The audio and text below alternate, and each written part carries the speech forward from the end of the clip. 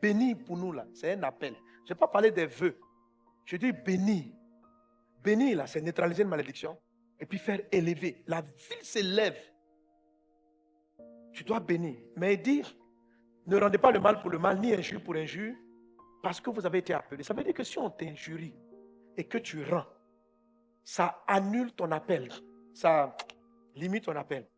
Il dit parce que vous avez été appelé à bénir, c'est un appel.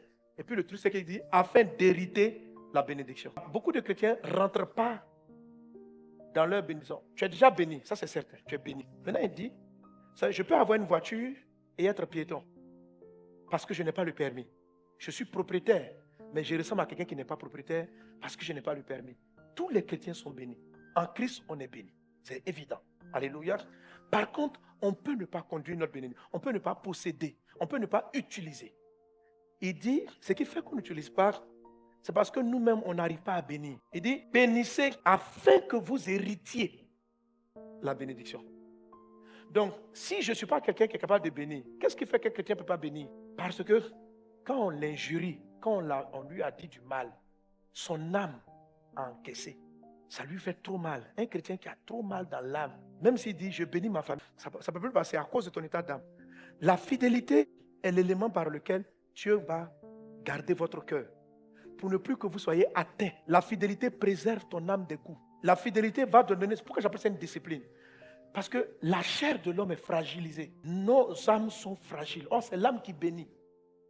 Jésus dit, si tu dis à la montagne, déplace-toi, que ton cœur ne bouge pas, la montagne va se déplacer. Un fidèle, c'est quelqu'un qui a une vertu et qui la garde.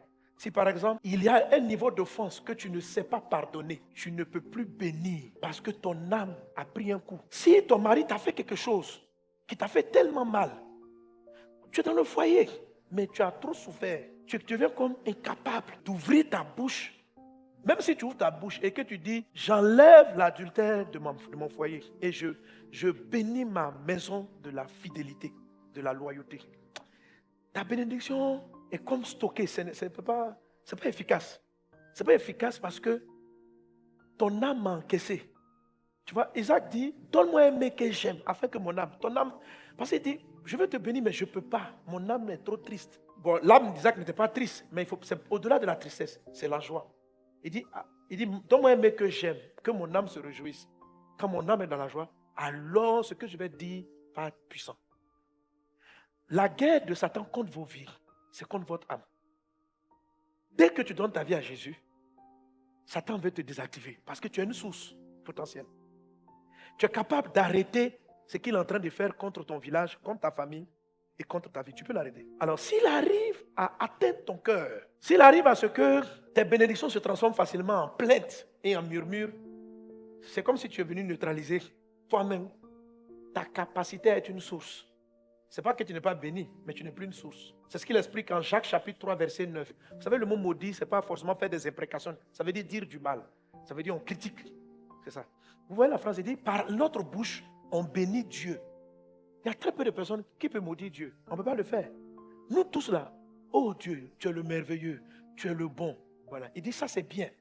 Ça veut dire que ta bouche ne peut pas bénir Dieu et maudire les hommes. Donc quand la source est comme ça, Dieu ferme le robinet. Parce que tu ne peux pas chanter les louanges, Dieu est extraordinaire. Et puis quand tu arrives sur les gens, en fonction du mal qu'ils t'ont fait, tu libères des paroles dangereuses sur leur vie. Il n'a pas dit par elles nous bénissons d'autres hommes, non. Il dit non.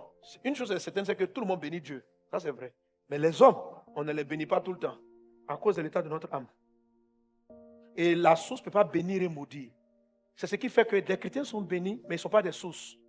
Ils ne sont pas des sources à cause de l'état. Mais pourquoi on n'est pas des sources? On n'est pas des sources. À cause de la fragilité et du changement de notre cœur. La fidélité, c'est l'art de rester constant dans une chose que Dieu a fait en nous. Si j'arrive à avoir ça, je ne peux que bénir et je deviens une source constante. Amen. Dieu va le faire dans ta vie. C'est faisable. Ta famille va être bénie. Écoutez, quand les gens vous critiquent, le plus grand combat, c'est pour ça que les maisons me disent, mais les gens t'ont incité sur Internet, est-ce qu'on dit un mot? Moi, je crois que la guerre n'est pas de répondre. La guerre, c'est que Satan est en train d'attaquer mon âme. Quand Dieu vous utilise et qu'il y a des miracles, que les gens viennent et puis on vous idolâtre, c'est ton âme. Tu ne peux pas te prendre pour Dieu. Parce que là, ta bouche est en train de maudire Dieu. Quand quelqu'un est en train de dire, je suis un homme trop dangereux, je suis le prophète de toute la terre, frère. Tu n'es plus en train de bénir Dieu, tu es en train de prendre la gloire de Dieu. Donc quand vous voyez les gens, parce que ça aussi c'est un système qui change votre cœur. Ce n'est pas l'amertume seulement qui dérange le cœur, non. Même l'élévation, hein, les remerciements. Il ne faut pas refuser les remerciements, mais dans la vie, tu vas faire du bien aussi. Le bien que tu vas faire va amener les gens à vouloir te célébrer. C'est une tentation. Il faut être fidèle à Dieu. C'est-à-dire que, quelle que soit la manière dont Dieu va t'utiliser, reconnais toujours que c'est Dieu et que tu dois ta vie à Dieu. Tu es fidèle. Ça ne change pas ton cœur. Tu ne te prends pas un matin pour un gars trop intelligent. C'est-à-dire qu'un fidèle, là, tu reconnais que tout ce que tu as, ce que tu es, ça vient de Dieu. Donc, pour corrompre le cœur d'une personne, si Satan voit que toi, tu n'arrives pas à être amer, on t'insulte même, tu laisses tomber. Il peut te donner beaucoup de... Il peut te permettre à ce que l'argent même soit dans ta main. La puissance soit chez toi. Et te gonfler le cœur. C'est suffisant. Il vient de fermer le robinet. Parce que là, tu ne vas plus bénir Dieu. Tu ne vas plus élever Dieu. Tu vas t'élever aux yeux de Dieu. Garder son cœur est la source de toute vie. Garde ton cœur plus que toute autre chose. Parce que c'est de lui que sont les sources. Rappelez le terme source de bénédiction. Source de bénédiction. C'est le cœur qui est le problème. Si tu dis à la montagne, déplace-toi, et que ton cœur ne vacille pas, la montagne va bouger. Que ton cœur soit fidèle. Que ton cœur soit fidèle.